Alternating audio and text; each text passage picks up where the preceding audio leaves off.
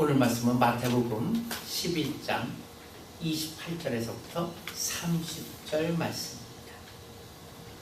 마음의 평안이라는 제목으로 이 말씀을 함께 나누면서 다시 한번 깊이 묵상하기를 원합니다.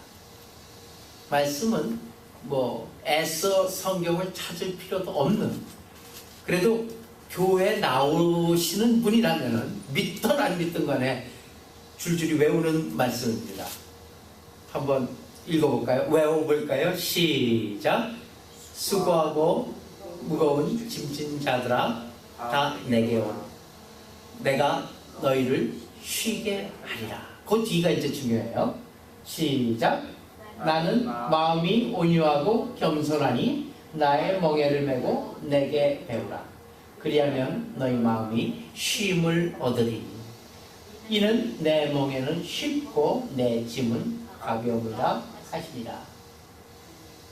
중요한 것은 29절, 30절 말씀인데, 대부분 이 기독교 책방에 가게 되면은 이 벽걸이 해놓고서 파는 거 있잖아요. 그게 18절, 28절만 돼 있어요.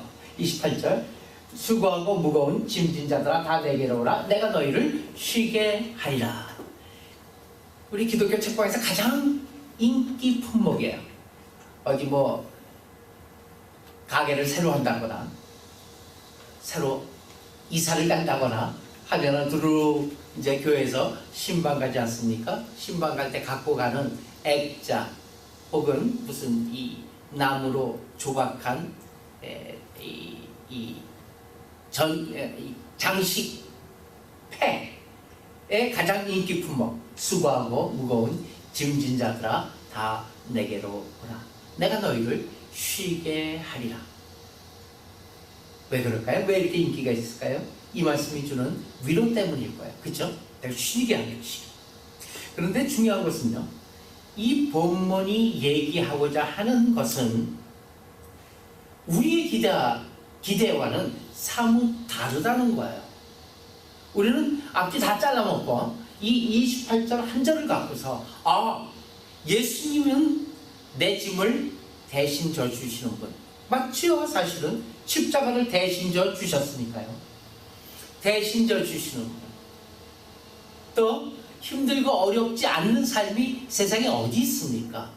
어떻게 살든 간에 어떤 부자로 살든 특별하게 어떤 특별한 이 목적으로 살든 다 삶이라는 것은, 인생이라는 것은 힘들어요. 너나 없이 다 힘든 세상에서 그 힘든 삶을 살아가는 과정 중에서 이렇게 귀에 솔깃한 말씀은 참 귀한 거예요. 그래서 인기가 있어요. 근데 오늘 그 인기를 살펴보고자 하는 것이 아니라, 그러면은 이 본문의 말씀의 중요한 뜻을 다시 한번 상기하면서 다시 한번 짚어보면서 이 말씀으로 주님께서 우리에게 주시고자 하시는 것은 무슨 뜻이냐는 얘기죠. 어떠한 메시지인가 살펴보기를 바랍니다. 오늘 본문을 보면서 살펴보다시피 예수님께서 짐을 대신 져 주시는가 보다, 이런 기대를 갖기 쉽습니다. 내가 너희를 쉬게 하리라 이렇게 말씀하셨기 때문에요. 대신 지고 가신 모양이지. 그런데 앞뒤 구절을 보게 되더라도 대신 져 주신다라는 그런 약속은 나오지 않습니다. 오히려 29절에 보게 되면은 나의 멍에를 메고 내게 배우라 했어요. 그리고 30절에서 보게 되면 내 멍에는 쉽고 내 짐은 가볍다 했으니까 오히려 나의 멍에를 메고 내게 배우라? 내 짐은 가볍다 했으니까 짐을 하나 더 지어주시는구나, 이렇게 생각해야 할 판국입니다. 내가 지금 지고 있는 힘든 짐 외에, 그 위에 주님께서 주시는 가벼운 짐이라지만 한 짐을 더 지어야 되는구나, 이렇게 생각해야 할 판국이에요. 그러니까 오늘 말씀에서는 짐을 져주시겠다는 말씀은 아니고요, 짐을 지는 방법을 가르쳐 주시겠다는 말씀입니다. 주님이 내 짐을 지어주시겠다는 말씀이 아니에요.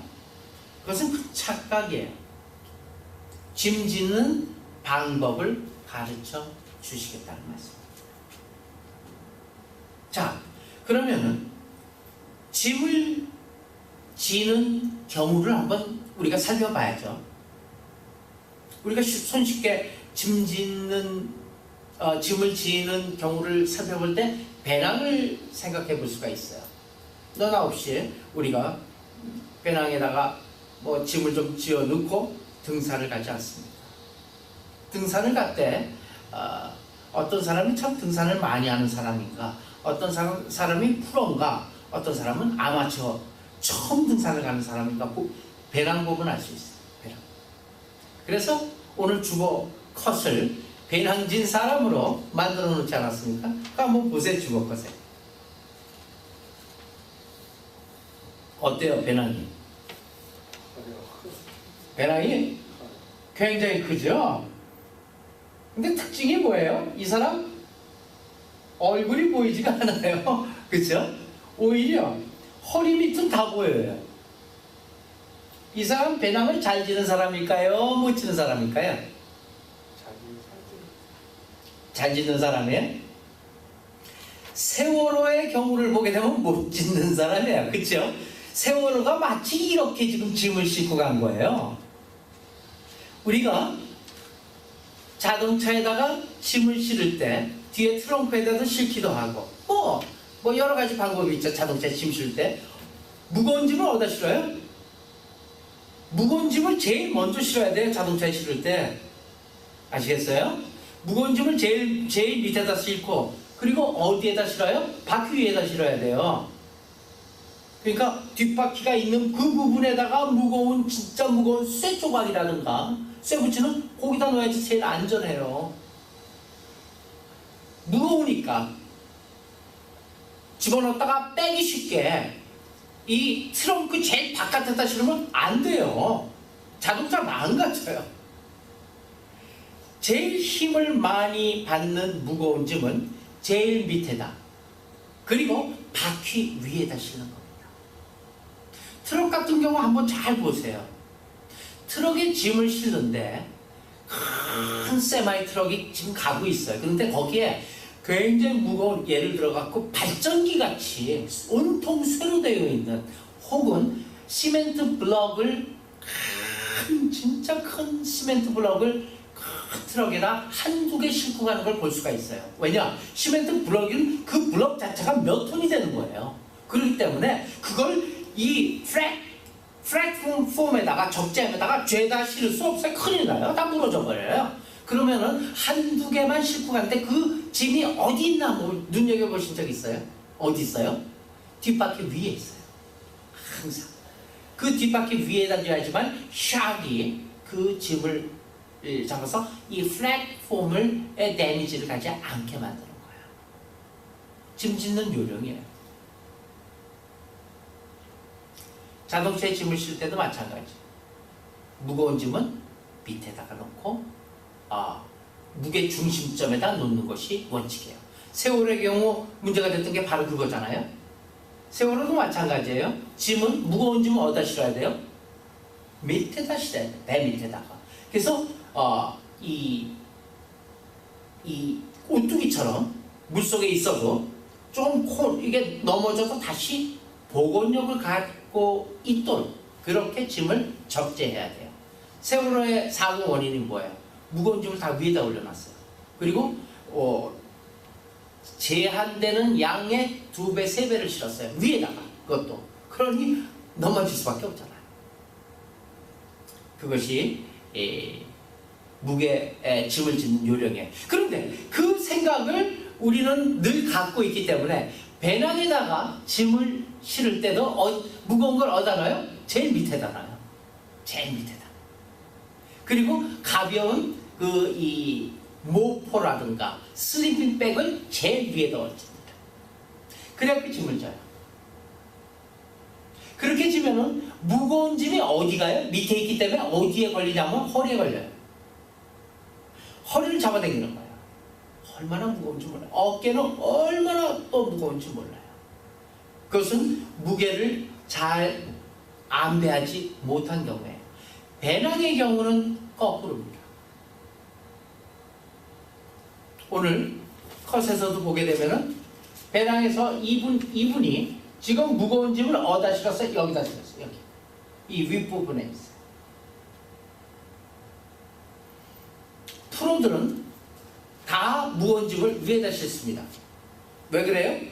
어깨로 무거운 짐을 붙잡아줘야 돼요. 어깨. 무거운 짐을 밑에다 넣게 되면은 그 무게가 그 사람을 뒤로 잡아당겨요. 그래서 훨씬 더 산에 올라가는데 힘이 드는 거예요. 산에 올라가는데 힘 안 들려고 그러면 어떻게 돼? 뒤에서 밀어줘야 될 거 아니에요. 무언가가. 그쵸? 왜 힘들어 하는 사람 뒤에서 배낭을 이렇게 밀어주면은 굉장히 쉽게 올라가요. 도와줄 때 그렇게 밀어주세요. 그렇게. 산에 올라갈 때는. 마찬가지예요. 무거운 짐이 밑에 있으면 뒤에서부터 잡아당기는 꼴이 돼요. 그러니까 굉장히 힘들죠? 짐은 항상 어깨 위에 매는 것이 제일 편합니다. 아무리 무거운 것도 사람들 한번 일할 때 보세요. 여자분들은 좀 덜한지 모르겠습니다만 남자분들이 일을 할 때 무거운 짐을 가령 저런 큰 스피커를 갖고서 여기 2-30m 걸어가는 건 괜찮아요. 저 스피커를 지고서 한 100m를 걸어가고 저쪽 빌딩까지 가야 된다 그러면 어떻게 돼?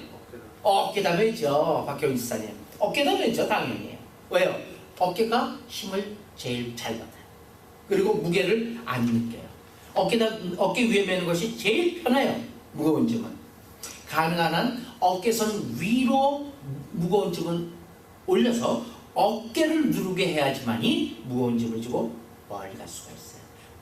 잡아당기면 허리를 잡아당기는 꼴이 되기 때문에 흐트러지는 몸의 균형을 잡기가 대단히 어렵습니다.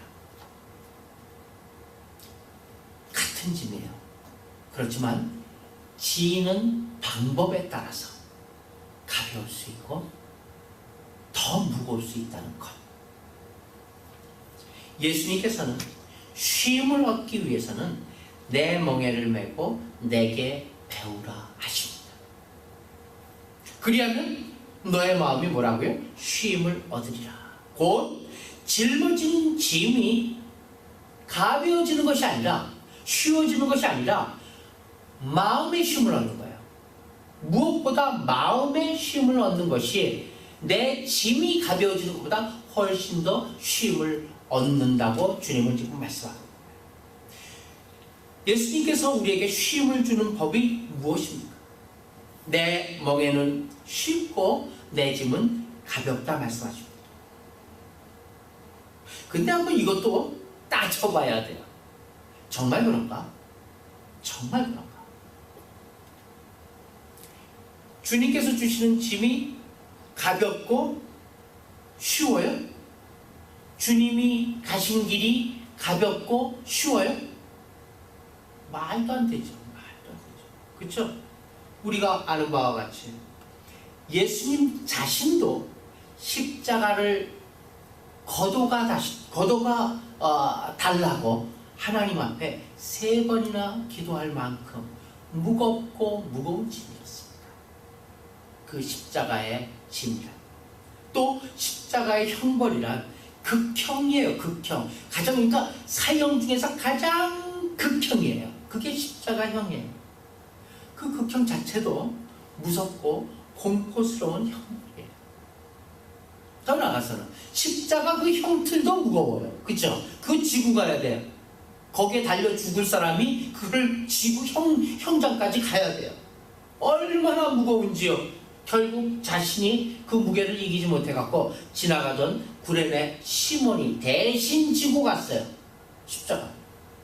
그러니까 그 십자가 자체도 무겁고 또 육체적으로도 그 형벌의 고통이라는 건 말도 못하고 더 나아가서는 영혼적으로도 십자가의 형이라 이루 말할 수 없이 힘듭니다.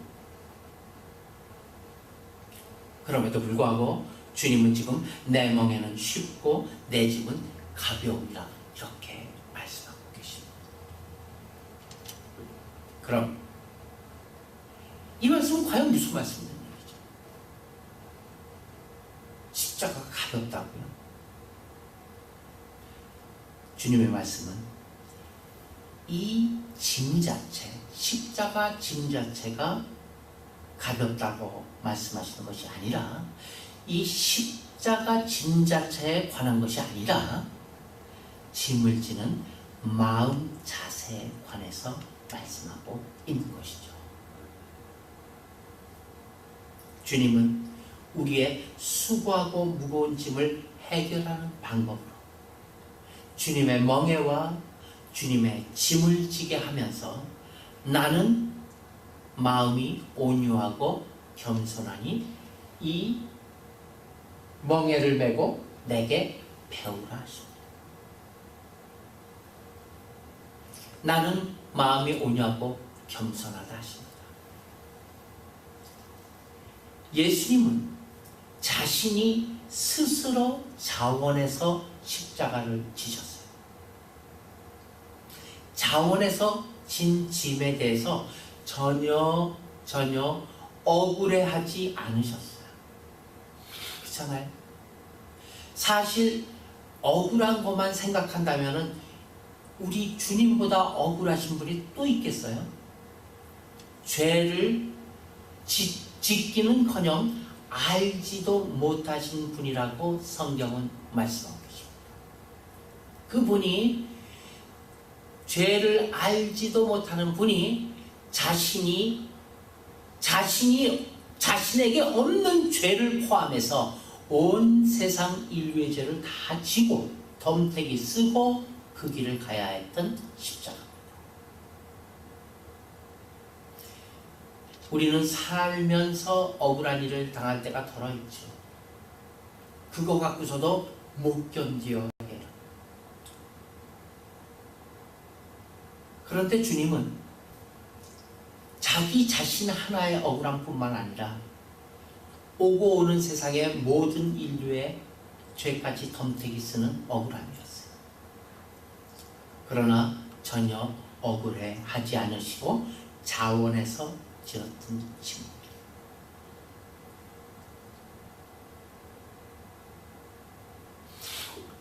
우리가 진 무거운 짐이란 무엇일까? 너나 없이 지금 세상을 살아가면서 쉽게 살아가는 사람 별로 없죠? 무거운 짐을 지고 살아갑니다. 그 짐의 근원은 무엇일까요? 성경은 얘기하고 있습니다. 모든 사람의 안에 드리워져 있는 죄가 그 짐의 뿌리입니다. 그러므로 수고하는 자란 무엇일까요? 수고하는 자란 그 죄성에서 나오는 선악에 따라 생각하는 그 말과 행위를 하지 않으려고 자신의 마음을 향해 싸우고 애쓰는 자가 수고하는 자죠. 그렇죠? 수고하는, 여기에서 성경에서 얘기하는 수고하는 자는 과연 누굴까요? 이 속의 마음은, 그것은 죄를 알고 그 죄와 동참하지 않기 위해서 수고하는 자예요. 그 수고하는 자 내게로 오라 하십니다.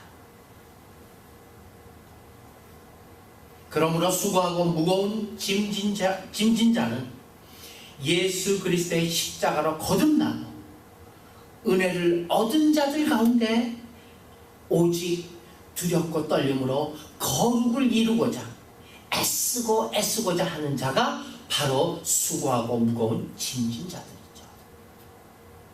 그냥 인생에 먹고 살기 위해서 힘든 자들, 다 먹고 살기 위해서 힘들죠. 그렇게 하나님께서 법칙으로 주셨기 때문에 너는 이마에 땀을 흘리고 수고하여야 먹으리라 하셨기 때문에 애쓰고 수고해야 돼. 그거 얘기하는 걸까요? 그거를 포함한 내 안에 있는 죄성을 얘기하고 있는 것이겠죠. 오직 두렵고 떨림으로 거룩을 이루고자 애쓰는 수고하는 자들. 하지만 모든 이들 원함이 있어도 아무리 애쓴다 하여도 자신의 속에 거하는 죄로 인해서 스스로의 힘으로는 거룩을 이룰 수 없습니다. 오직 온유하고 겸손하신 예수 그리스도를 통하여서만이 이 거룩을 이룰 수 있음을 믿으시길 바랍니다. 아, 네. 우리가 진 짐 중에서 짐의 근원은 죄지요. 그런 죄의 근원, 죄의 속성, 죄의 뿌리 때문에 나온 이 무겁고 힘든 일들 중에서 가장 무겁고 가장 어려운 짐은 무엇일까? 앞서 잠깐 예수님을 통해서 비유로 들은 아마도 마음에 맺힌 그런 억울함이 아닐까 생각됩니다. 그 예를 단적으로 한번 들어보겠습니다. 자식을 위해서 쓰는 것 아까워하는 부모 없죠. 나는 좀 못 먹어도 자식은 잘 먹어야 돼. 나는 좀 어려워도 자식은 잘 살아야 돼. 이게 부모의 인지상정이에요. 그렇죠? 그래서 자식을 위해 쓰는 것은 어떤 돈도 아깝지 않습니다. 그렇지만 하고 싶지 않은 일에는 10불도 아까워요. 맞죠? 그 10불도 아깝고 억울해요. 억울함이라는 게 이런 거예요. 이런 거예요. 아마도 억울하다는 것은 인간 최고의 짐이 아닐까 이렇게 생각됩니다. 때문에 그 억울함만 벗어나면, 그 마음에 있는 억울함에서만 벗어나면 짐은 가벼워진다는 것을 꼭 기억하시길 바랍니다. 이게 오늘 말씀하시고자 하는 주님의 키포인트입니다. 주님이야말로 그 어느 인간 누구보다도 억울하신 분이었잖아요. 그렇죠? 자기는 알지도 못하는 죄를 덤태기 쓰고 온 인류의 죄를 덤태기 쓰고 그 고통의 십자가를 감당하셔야만 됐어요. 그것도 자원해서. 억울하시죠. 그렇지만 그 억울함을 자원하는 마음속에서 억울함이 없으셨어요. 그 억울함 벗어나면 짐은 가벼워져요. 그러면 억울하다는 마음은 왜 생길까? 여러분, 억울한 마음은 왜 생길까요? 생각해 보세요. 대부분 우리 인간이 품고 있는 억울함은 내가 당할 일이 아니기 때문에, 내가 당할 일이 아닌데 내가 당했다 이 얘기예요. 그래서 억울하다는 얘기예요. Why me? 딴 사람 아무렇지도 않은데 왜 내게만? 이게 억울하다는 얘기예요. 맞지 않습니까? 온통 조국은 지금 억울함 투성이 아닙니까? 우선 가장 억울함의 당사자, 두말할 나위 없이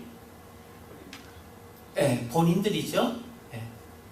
그 애들이 무슨 죄가 있고 그 애들이 무슨, 이게 다 억울함이잖아요. 순식간에. 두 번째는 부모들이겠죠. 아니 16년을 애지중지 눈에 넣어도 아프지 않게 그런 사랑하는 자녀들을 갖다가 키워놨는데 이제 16살 되면은 이제 좀 사랑구실 하기 시작할 때인데, 성인이 되어 가는 어귀에 있는데, 아니 이게 왜 억울하지? 거기서부터 줄줄이 다 억울하죠. 이제 나가서는 대통령도 억울하죠. 아니 내가 세월호 운전을 했어 뭘 했어 이래 억울하죠. 내가 당할 일이 아닌데 내가 당했다. 억울한 거예요. 그러나 이걸 생각해 봅시다. 신자들이 만나는 일들, 사실은 신자들뿐만 아니라 모든 사람 마찬가지입니다만은 우리는 신자이기에, 하나님 안의 자녀들이기에 신자들에 국한해서 한번 생각해 봅시다. 신자들이 만나는 일들, 내가 일상생활에서 내 삶에서 만나는 모든 일들 다 만날 일이지 억울하게 만날 일은 하나도 없다는 것을 생각하고 그것을 확인하고 확신하는 것이 신자예요.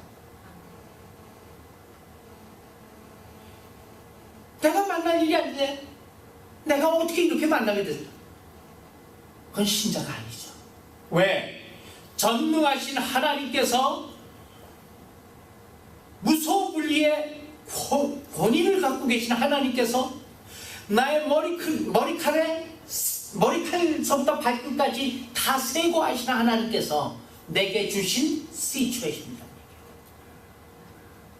하나님은 실수야 가 있습니까? 아니요. 하나님은 실수치 아니하시는 분이세요. 때문에 생겨지는 모든 일들은 하나님의 뜻 안에서, 하나님의 영향 안에서, 하나님의 어떤 의도 안에서 생겨나는 거예요. 내가 혹 하나님 앞에 불순하거나 불순종했거나 내가 헛발질했거나 하나님께서 허락하시기 때문에 그런 일이 생겨요. 때문에 다 만날 일이에요. 만날만 하기 때문에 만난 거예요. 억울하게 만난 일 하나도 없다. 그것을 인정하고 그것을 확신하고 그것을 하나님 안에서 믿음으로 받아들이는 자, 그들이 뭐라고요? 믿는 자들이에요. 그럴 만한 이유가 있다. 시작. 그럴 만한 이유가 있다. 그럴 만한 이유가 되어서 일어난 일이다. 시작. 그럴 만한 이유가 되어서 일어난 일이다. 맞습니까? 그리고 그럴 만한 뜻이 있어 되어진 결과입니다. 믿습니까? 이것을 믿는 것이 신앙이에요. 하나님을 믿는다는 건 무엇이에요? 하나님이 모든 것을 주관하고 계시고 모든 것을 알고 계시고 모든 것을 하나님의 뜻대로 이루고 계신다는 건 믿는 자들이 신앙인 것입니다. 특히 우리는 잘 알다시피 하나님 안에서, 하나님 앞에서 죄인 아닙니까? 그렇죠? 죄인이 무슨 억울한 일이 있어요? 사실 생각해 보세요. 자주 드는 이 예입니다만은 이렇게 지나가는 사람 괜히 뒤통수 한번 탁 쳤다고 생각해봐요. 그럼 그 사람이 확 돌아보고서 누구야? 그러고서 뭐라 그럴까요? 화가 나고 왜 때렸어? 뭐야? 멱살 붙잡고 싸움이 시작되는 거예요. 왜? 내가 왜 맞아야 되냐는 얘기죠. 맞죠? 그건 지나가는 사람의 예예요. 똑같은 시츄에이션을 어디다 갖다가 시작을 하냐면 좋은 예가 될지는 모르겠습니다만은 형무소 안이라고 생각해 봅시다. 형무소 안은 왜냐면 시츄에이션이 어떠냐면은 형무소 안에 있는 사람들은 전부 다 자기 스스로 그리고 주변이 알다시피 죄인임이 인정된 사람들이에요. 그 때문에 형무소에 있잖아요. 그렇죠? 형무소에 이 형무소에 있는 죄인들이 지나가고 있는데 죄인 중에서 또 하나가 이렇게 뒤통수를 쳤거나 아니면 간수가 지나가다 뒤통수를 쳤다고 합시다. 왜 때려? 하고 돌아서는 사람이 있을까요? 안 그래요. 왜? 맞을 만한 죄인이니까. 시츄에이션의 차이죠. 그 시츄에이션은 형무소 안에서만 유효한 겁니까? 아닙니다.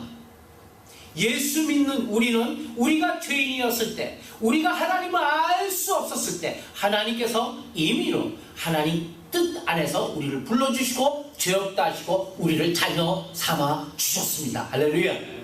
그것을 믿는 것이 믿음입니다. 그러나 우리의 본질은, 우리의 본신분은 죄인이었음을 아는 것이 곧 예수 안에서 사함받은 죄인된 우리 신앙인들입니다. 때문에 누가 주님이 뒤통수 한번 쳤다 해서 우리가 왜 때려 할 수 있는 그러한 지나가는 사람은 아니다.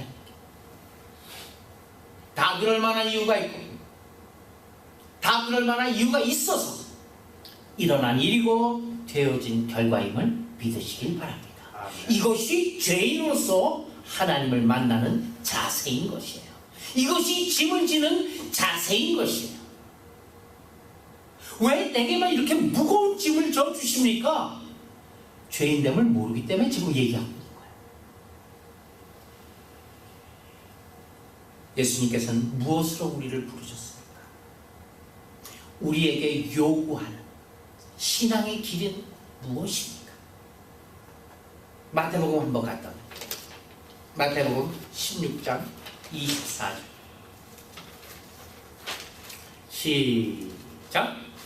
이에 예수께서 제자들에게 이르시되 누구든지 나를 따라오려거든 자기를 부인하고 자기 십자가를 지고 나를 따를 것이니라. 다시 한번 읽겠습니다. 시작. 이에 예수께서 제자들에게 이르시되 누구든지 나를 따라오려거든 자기를 부인하고 자기 십자가를 지고 나를 따를 것이니라. 자기를 부인한다는 게 뭐예요?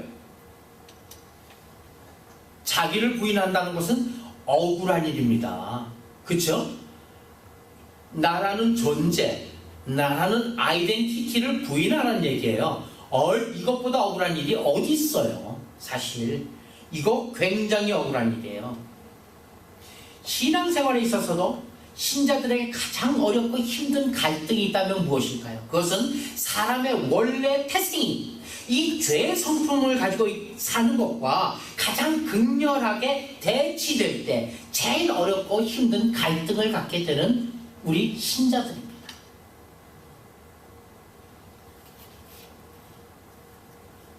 한쪽은 하나님을 위해 산다는 것, 그리고 다른 한쪽은 죄악된 마음으로 자신을 위해서 사는 것, 이것과의 갈등, 이것과의 싸움이 곧 신앙의 생활입니다. 그런데 신앙은 자신을 죽이라고 이야기하고 있습니다.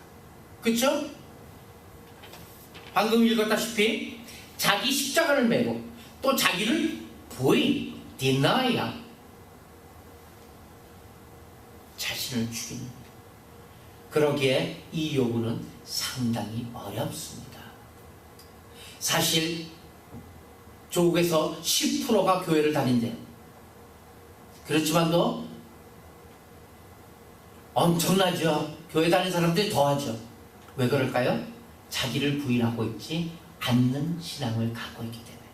그건 또 다른 신앙인 것 같아요. 또 다른 하나님이고 또 다른 예수님을 믿는 사람들 같아요. 분명히 우리가 믿는 예수님, 우리가 믿는 하나님은 자기를 부인하라 했어요. 자신을 죽이라고 했어요. 이 요구는 심히 어렵기 때문에 피해가려고 노력합니다. 우리들의 생활 방식과 생각의 원리들이 내 자신을 지키는 거예요. 그렇잖아요?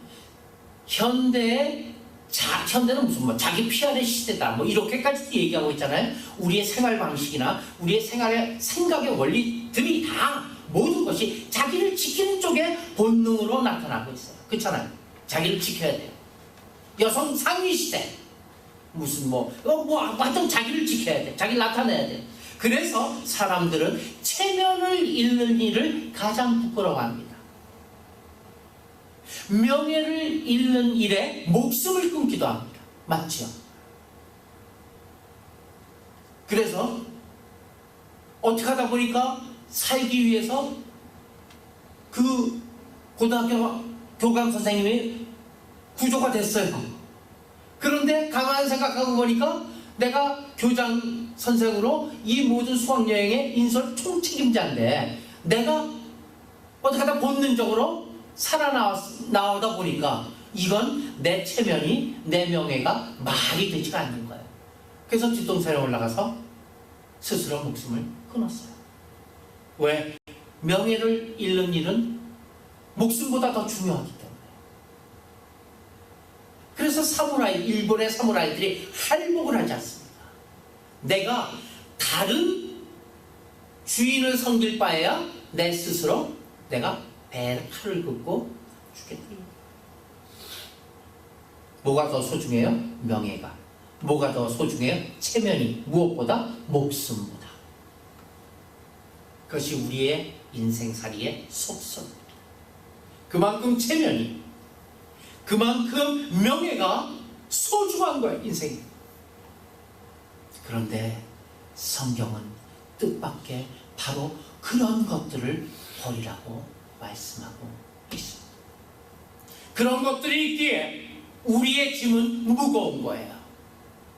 그런 것이 있기에 우리는 스스로 자멸하고 있는 거예요. 늙어가고 있는 거예요. 성경은 바로 그런 것들을 버리라고 하고 있습니다. 성경은 우리에게 편안한 길을 약속하는 것이 아니에요. 고통받을 것과 환난이 있을 것을 오히려 약속하고 있어요. 그 일이 무엇을 위해서인가? 바로 하나님의 나라와 복음을 위해서 고통과 환난을 받으라 합니다. 우리는 신앙생활을 하면서 정당하게 살아간다면, 내가 바르게 법도 잘 지키고 정직하게 살아가면은 어려운 일 안 당할 것이라고 그렇게 우리는 자위하면서 삽니다. 신앙인이기 때문에 하나님께서 보호해 주실 거야. 왜? 정직하게 바르게 남 해 안 입히면서 살기 때문에 나는 어려움을 안 당하고 편히 살 거야. 아멘 할 거예요. 아마 많은 사람들이 이렇게 설교하면. 성경은 그 반대를 얘기합니다. 그중 최고의 증인이 바로 누굽니까? 그러한 최고의 증인이 바로 오늘 소개하는 예수 그리스도십니다. 사실 우리는 예수님을 따르면서 이 사실이 얼마나 안 믿는가 생각해 보셔야 돼요. 우리는 우리 주님을 믿으면서 이 사실은 안 따릅니다. 믿지 않습니다. 너무 쉽게 주님, 예수님, 저는 오늘도 주의 뒤를 쫓겠사오니 저를 편안히 살게 해 주옵소서. 이렇게 기도합니다. 그러한 신앙생활이 승리할 수 있을까요? 아닙니다. 오늘 본문은 바로 그것을 이야기하는 것입니다. 이제 본문으로 돌아와서 다시 한번 살펴봅시다. 본문 28, 29, 30 다시 한번 읽겠습니다. 시작. 수고하고 무거운 짐 잡들아 다 내게로 오라. 내가 너희를 쉬게 하리라. 나는 마음이 온유하고 겸손하니 나의 멍에를 메고 내게 배우라. 그리하면 너의 마음이 쉼을 얻으리니 이는 내 멍에는 쉽고 내 짐은 가벼움이라 하시니라. 신자란 결국 모든 일에 형통한 자가 아니라 모든 일과 모든 사건의 결과에 대해서 마음의 평안을 빼앗기지 않는 자가 신자입니다. 아멘. 멋진 얘기예요. 다시 한번 할게요. 신자란 결국 모든 일에 형통한 자가 신자가 아니라 모든 일과 모든 사건의 결과에 대해서 내 마음을 빼앗기지 않는 자가 신자입니다.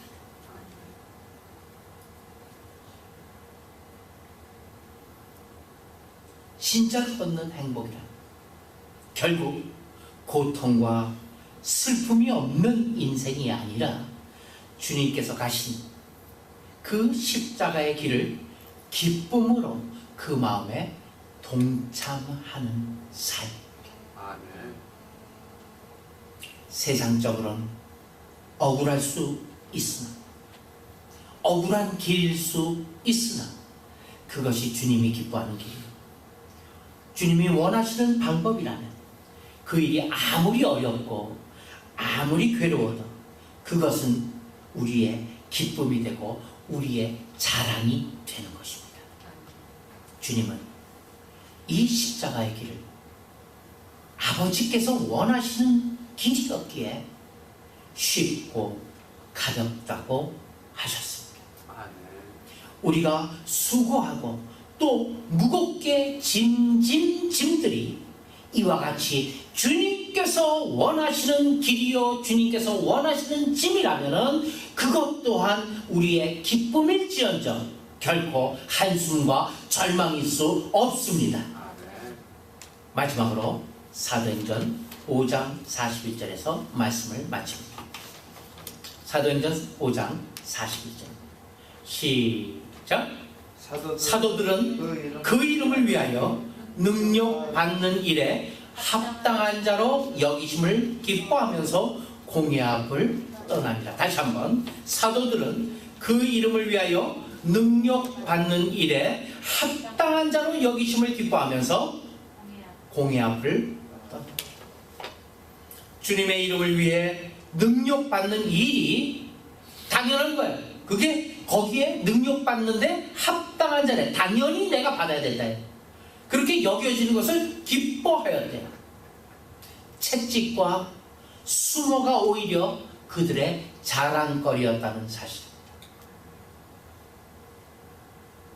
우리가 진심을 어떠한 시각에서 보느냐에 따라 그것이 절망일 수 있고 혹 그것이 자랑일 수 있습니다. 그래서 주님은 우리를 주님의 짐지는 마음과 주님의 짐지는 자세로 부르시고 계시는 것입니다. 신자란 결국 자신의 인생과 자신의 존재를 자신을 위해 살지 말고 자신을 위해 살지 않고 주를 위해 사는 것을 가장 크게 좋은 기쁨으로 갖는 자, 이것이 곧 신자의 정의입니다. 그래서 신앙생활이란 얼마나 순조롭게 사느냐 그것이 아니라 얼마나 깊이 주님과 동행하며 주님과 교통하며 주님의 쓰임에 알맞게 사느냐가 바로 신앙생활의 핵심이요 우리가 가야 할 길인 것을 기억하시길 바랍니다. 이 생각, 이 마음, 이 각오로 우리의 짐이 얼마나 무겁습니까? 그 짐을 생각하는 생각에 따라서는 절망일 수가 있지만 또 자랑일 수가 있고 기쁨일 수가 있다는 사실 기억하시면서 오늘도 주님께서 주신 그 짐을 기뻐하며 힘차게 주님과 동행하는 우리 모두가 되시길 예수님의 이름으로 축원합니다. 기도합시다.